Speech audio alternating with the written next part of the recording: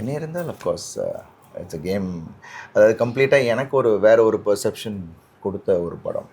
இப்படியும் என்னால் பண்ண முடியும் அப்படின்ற ஒரு விஷயம், ஒரு ஆக்டராக எனக்கு வந்து பயங்கர ஒரு கான்ஃபிடென்ஸ் கொடுத்த படம். ஏன்னா ஆடியன்ஸ் அந்த ரிசீவ் பண்ண அந்த விதம் வந்து எனக்கு இன்னும் பெரிய கான்ஃபிடென்ஸ் கொடுத்துச்சு. அண்ட் அடுத்த படமாக நம்ம பண்ணும்போது அதையும் அவங்க ரொம்ப அழகாக ரிசீவ் பண்ண குற்றம் 23 பண்ணும்போது இந்த கேரக்டரை, ஏன்னா நிறைய பேர் அதை டைப் காஸ்ட் பண்ணிவிடுவாங்க அப்படின்னு சொல்லும் போது ஆடியன்ஸ் வந்து அதை அப்படி பண்ணாமல் ஆஸ் எ ஆக்டராக பார்த்து அதை பண்ணது வந்து எனக்கு ரொம்ப it's very close to my heart. Again working with Ajith சாராக இருக்கட்டும், கௌதம் சாராக இருக்கட்டும், அது ஒரு அன்ஃபர்கெட்டபிள் மெமரி. நிறைய மெமரிஸில் உங்களுக்கு, ஏன்னா ஒவ்வொரு எராவாக கடந்து போகிற மாதிரி ஒவ்வொரு விஷயங்கள் அப்படின்னு. ஸோ ஃபைனலாக இந்த கேள்வியோட நான் இன்டர்வியூ முடிக்கணும்னு நினைக்கிறேன்.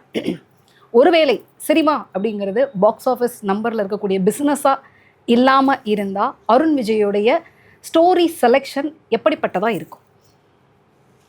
நான் ஒரே மாதிரி தான் செலக்ட் பண்ணுவேன். இப்போ எப்படி பண்ணிகிட்டு இருக்கேன் நான் ஆல்வேஸ் இப்போ நம்ம வந்து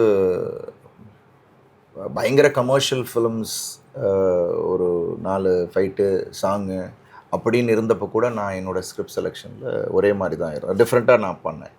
பிகாஸ் அது ஒரு மாதிரி சிந்திக்க வைக்கிற படமாகவும் இருக்கும்.